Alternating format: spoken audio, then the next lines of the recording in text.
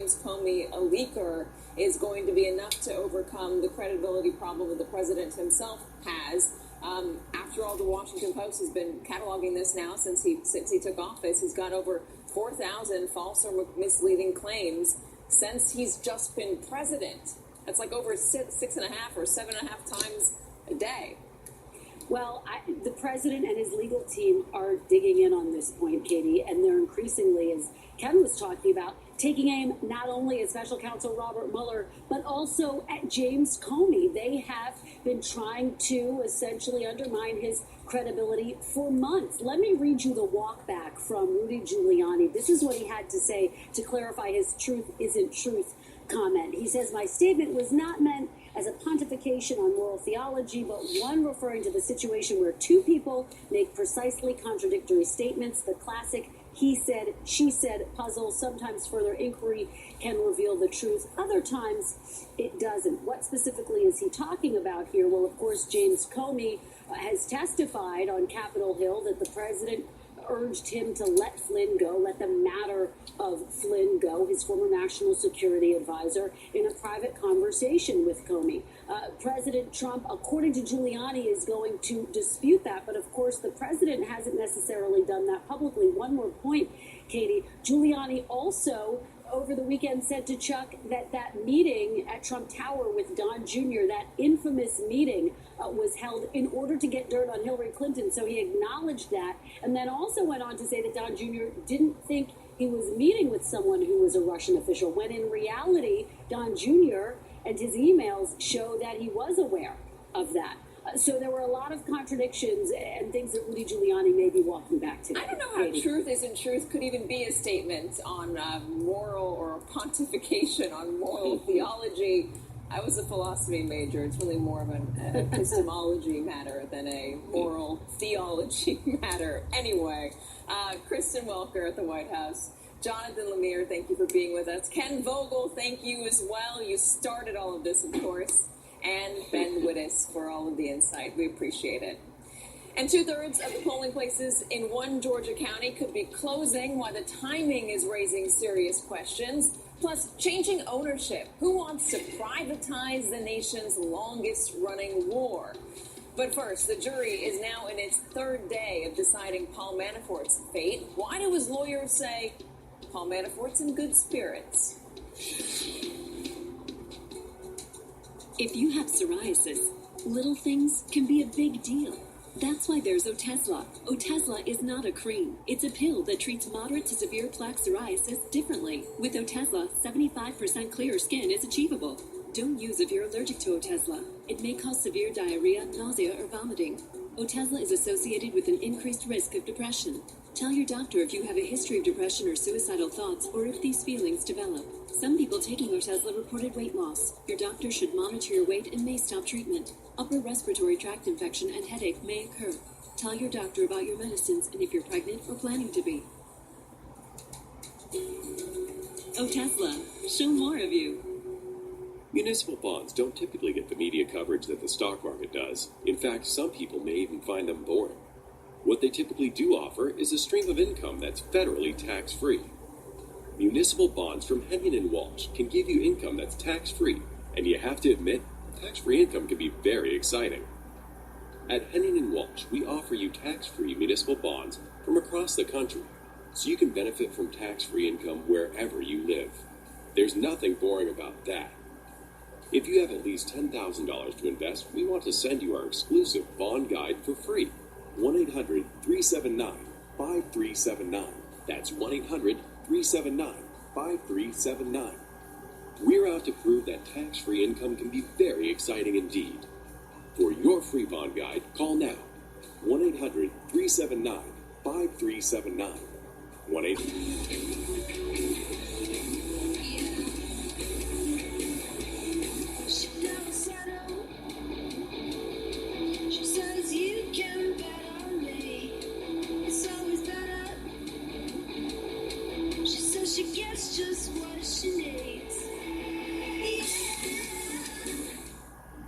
Today's high high-stakes confrontation. Let's go live to the border where our colleague... Exclusive video. The country's top intelligence officials testify. NBC News gets an exclusive look inside. Live here at the nation's capital. There's now an open investigation. Blockbuster new reporting today on This is the deadliest school shooting. The Supreme Court upheld the revised version. This new report comes amid a staggering amount of news. Breaking news tonight exclusively here. NBC News was first out with this scoop It's been today. an extraordinary night watching this develop. So, a lot to talk about. It is day 15 of the Paul Manafort trial and the third day of jury deliberations. Manafort is facing 18 charges of financial crimes, including bank fraud and filing false tax returns. But the former Trump campaign chairman is not worried, at least according to his attorney. Good morning, everyone. How's your client feeling today? He's doing really good. With me now, NBC News intelligence and national security reporter Ken Delaney and former assistant U.S. attorney for the Southern District of New York and MSNBC legal analyst Daniel Goldman. Daniel, first to you, under what circumstances do defense attorneys say that their client is in good spirits when they're facing 18 counts of bank and tax fraud? Well, pretty much any time before the conviction actually comes in, usually you'll hear a very positive outlook from the defense attorney. So I wouldn't take too much to heart with what Kevin Downing has been saying over the past couple of days. The one thing I will say is that the longer this goes, and we're now deep into day 3 without a verdict, and in fact no jury notes today, and it's same as Friday, but the longer it goes, certainly the conventional wisdom is that the more it does favor the defense. Are you saying because, tease that out. Why would it be better for the defense if it takes longer? They do, after all, have thousands of pages of documents to go through. Right. So some juries will go back into the deliberations and say to each other, this guy is just guilty. We don't really need to go through all of the documents. We're convinced by the prosecutor's closing statements. And particularly in a case like this, where the closing statements was essentially based on the idea that Paul Manafort lied, and repeatedly lied. So they'll say he's a liar, let's convict. So quick verdicts usually favor the prosecution. The longer it goes, though, the more of an indication is that there's a disagreement, that there's some sort of discord within the jury, and it could be one juror, it could be many jurors, it could be one count, it could be all of the counts. We don't know that, but certainly the longer it goes, the more of an indication is that they're disagreeing about something. And in a situation like this, a victory for Paul Manafort is unlikely to be an acquittal, but he would view a hung jury as a victory. So that's what the defense strategy clearly was in this case, was just to get one juror to hang on this case, and then the judge would have to declare a mistrial. Ken, this jury has not been sequestered. They've been asked by the judge, as is standard, not to talk to anybody about this case, anyone outside. They've been asked not to watch the news. They don't want any outside influence on their decision. I imagine it's hard to stop people from hearing things in this 24/7 news cycle that we live in with cable news and cell phones, etc. Donald Trump on Friday called Manafort a good person when he was asked about this case, said it was a sad day that his campaign chairman was on trial. Is there any concern that a juror might have heard that and that the president may have had some influence on at least one juror or the jury as a whole? There's certainly a lot of public concern about that. Katie, you're right. This jury is not sequestered. Sequestration has become fairly rare, and there's no legal reason for this jury to have been sequestered. They take an oath not to look at any news coverage of this trial, but normally in a trial, they would have to look very hard to find coverage of a typical standard white-collar trial. In this case, they have to work hard to avoid it because there's blanket news coverage on, as you said, in the newspapers and on television. It's a real question, I think, given human nature being what it is. These jurors walk out every day and they see 10 cameras. They know that this is a high-profile case. It's a real question as to whether all of them are capable of doing that. And you're absolutely right. If any one or two of them who happen to be Trump supporters heard the president say that it's a shame what has happened to Paul Manafort and he's a good man, there's a deep concern that could influence things. At the same time, though, Katie, Paul Manafort is charged with tax evasion, filing false tax returns. The documents in this case clearly show that he didn't pay taxes on all the money he was earning. That's so far from politics, and it's hard to imagine a jury's going to acquit on all counts in this case, Katie, but anything's possible. There was also some other news in the Mueller investigation over the weekend regarding George Papadopoulos, who had pleaded not guilty. Here's what the court filing says. The government does not take a position with respect to a particular sentence to be imposed, but respectfully submits that a sentence of incarceration within the applicable guidelines range of 0 to 6 months imprisonment is appropriate and warranted. So Papadopoulos pleaded guilty. He was supposed to be cooperating. Guys, what happened? Why are they still recommending jail time for Papadopoulos? Ken, first you, and Daniel, feel free to jump in. Well, what we learned from these documents is that there was never a formal cooperation agreement with Papadopoulos. The only thing the prosecution did was agree to tell the judge the extent to which he cooperated. And they did do that. They basically said he didn't cooperate at all. And in fact, everything we got out of him was based on emails and information we got from his phone. He lied to us repeatedly, and then he started talking to the news media, and we canceled an interview with him. So he didn't cooperate at all, and this sentence that they're recommending is essentially under the guidelines of 0 to 6 months. I don't know why we're showing Paul Manafort. We're talking about George Papadopoulos. Daniel, any thoughts? Well, I think the most interesting thing that came out of that sentencing submission is the level of detail of this investigation. And because Bob Mueller and his team are not speaking to the media at all, we're left to sort of scratch and claw our way through these court documents to see what's out there.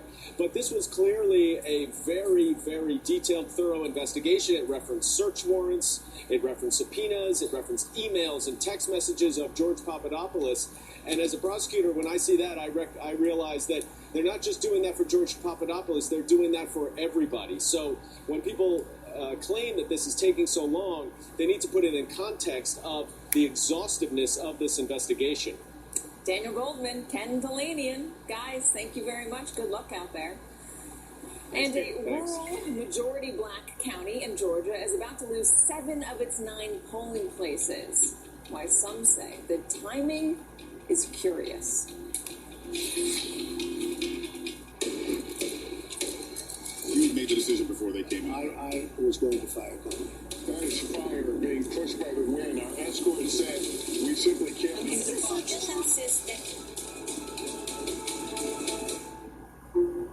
Hell's Revenge. One of the most challenging trails ever. Is that a tire on the ground? We attempted it in a vehicle you would never expect. We're supposed to be going up that? The only modifications, all-terrain tires, skid plate, and disconnected sway bars. Whatever your mountain is, conquer it. With a new 2019 Sorrento. It was here. I couldn't catch my breath. It was the last song of the night. Felt like my heart was skipping beats. They said I had AFib. What's AFib? I knew that meant I was at a greater risk of stroke. I needed answers. My doctor and I chose Xarelto to help keep you protected from a stroke. Once daily Xarelto, a latest generation blood thinner, significantly lowers the risk of stroke in people with AFib not caused by a heart valve problem. Warfarin interferes with at least 6 of your body's natural blood clotting factors. Xarelto is selective, targeting just one critical factor. For AFib patients well managed on warfarin, there is limited information on how Xarelto compares in reducing the risk of stroke. Don't stop taking Xarelto without talking to your doctor, as this may increase your risk of stroke. While taking, you may bruise more easily or take longer for bleeding to stop. Xarelto can cause serious and, in rare cases, fatal bleeding. It may increase your risk of bleeding if you take certain medicines. Get help right away for unexpected bleeding or unusual bruising. Do not take Xarelto if you have an artificial heart valve or abnormal bleeding. Before starting, tell your doctor about all planned medical or dental procedures and any kidney or liver problems. Learn all you can to help protect yourself from a stroke. Talk to your doctor about Xarelto. For myself and you, I know this love is true. I know never let you go. Elite Singles, the leading dating site for highly educated singles. Register today to love again at elitesingles.com. I don't keep track of regrets.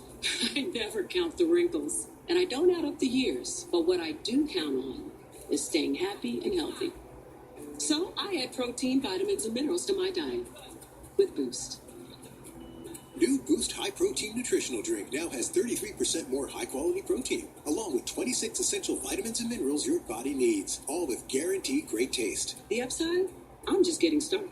Boost High Protein. Be up for life. Are you in debt to the IRS? Bob was. Bob's a good guy, but an unexpected bump in life threw him into financial trouble, causing him to fall behind with the IRS. Interest and penalties.